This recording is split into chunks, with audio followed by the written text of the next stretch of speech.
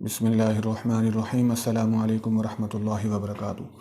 یہ ایک صاحب نے پوچھا ہے، کیا حاملہ عورتوں پر سورج اور چاند گرہن کے کوئی اچھے یا برے اثرات ہوتے ہیں؟ کیا گرہن کے وقت حاملہ عورت کا باہر نکلنا منع ہے؟ نہیں، اس کی شریعت کے اندر کوئی اصل نہیں ہے۔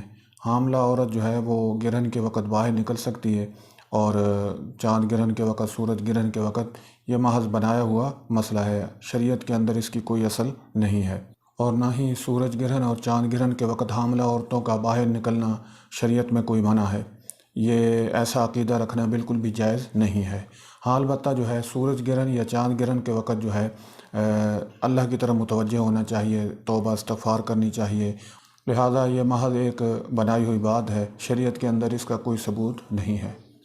یہ ایک اور صاحب نے پوچھا ہے، حیض کی حالت میں جو روزہ چھوٹ گیا، کیا اس کی بعد میں قضا کرنا ہے یا نہیں؟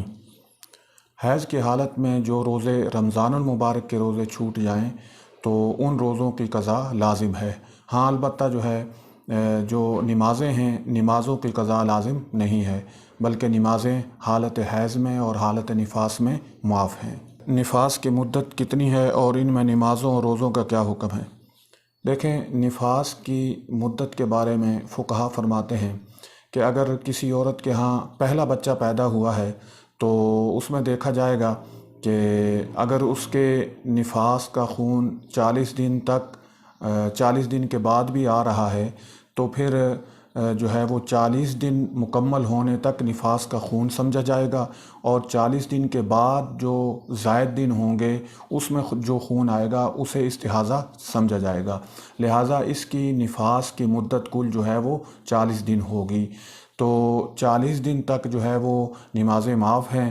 ہاں، اگر رمضان المبارک کے روزوں کے درمیان جو ہے وہ نفاس کا خون آیا ہے تو پھر اتنے روزے جتنے نفاس کے دوران قضا ہوئے ہیں، چھوٹ گئے ہیں، ان کی قضا کرنا لازم ہوگا۔ اور اگر نفاس کا خون 40 دن سے بڑھ جائے اور اس کے ہاں پہلے بھی بچوں کی پیدائش ہوئی ہو تو پھر پہلے بچوں کی جو پیدائش کے وقت جو اس کے نفاس کی عادت تھی اس کو دیکھا جائے گا کہ پہلے بچوں کی پیدائش پر کتنے دن خون جو ہے وہ جاری رہا۔ تو جتنے دن پہلے بچوں کی پیدائش پر خون آتا رہا ہوگا اس کو نفاس شمار کیا جائے گا۔ اس کے بعد جتنے دن زائد بنیں گے وہ استحاضہ ہوں گے۔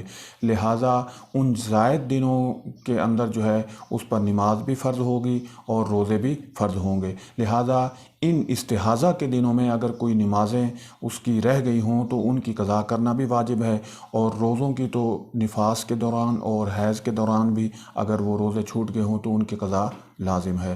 تو اس بارے میں آپ سمجھ لیجئے کہ نفاس کی جو زیادہ سے زیادہ مدت ہے وہ 40 دن ہے، اور کم سے کم اس کی کوئی حد نہیں ہے۔ بعض عورتوں کی عادت 20 دن بھی ہوتی ہے، بعض کی 25 دن بھی، بعض کی 30 دن بھی، یعنی کہ جب نفاس کا خون بند ہو گیا تو اس وقت جو ہے اس کے لیے غسل کرنا واجب ہو جائے گا، اور اس کے بعد وہ پاک سمجھی جائے گی۔ اللہ تعالیٰ عمل کی توفیق نصیب فرمائے۔